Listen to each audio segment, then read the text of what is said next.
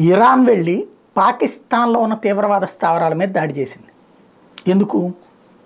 ఇరాన్లో ఉన్నటువంటి సాధారణ ప్రజల ప్రాణాలు తీసేటటువంటి తీవ్రవాద సంస్థల్ని నడుపుతున్నది పాకిస్తాన్లో ఉన్నటువంటి తీవ్రవాద సంస్థలు. షియా సున్నీ వివాదం ఇక్కడ.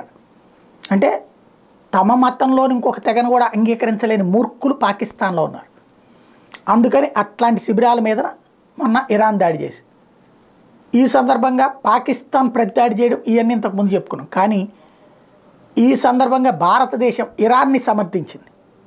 ఎందుకు అంటే తీవ్రవాది ప్రపంచంలో ఎక్కడున్నా ప్రమాదకారే. ఒక దేశపు సార్వభౌమాధికారాన్ని దెబ్బతీసేటటువంటి తీవ్రవాదాన్ని అంతం చేసేందుకు ఏ దేశం చేసే ప్రయత్నాన్నైనా సరే మేము సమర్థిస్తాం అంటూ ఇరాన్ చర్యని భారతదేశం సమర్థించింది. దీంతో పాకిస్తాన్కి మండిపోతుంది. ఒక దేశపు ఆంతరంగిక వ్యవహారంలో ఇంకొక దేశపు జోక్యం చేసుకోవడం తప్పని చెప్పాల్సినటువంటి భారతదేశం ప్రజాస్వామ్య విలువల్ని కాలరాసిందంటూ ప్రకటనలు చేస్తుంది.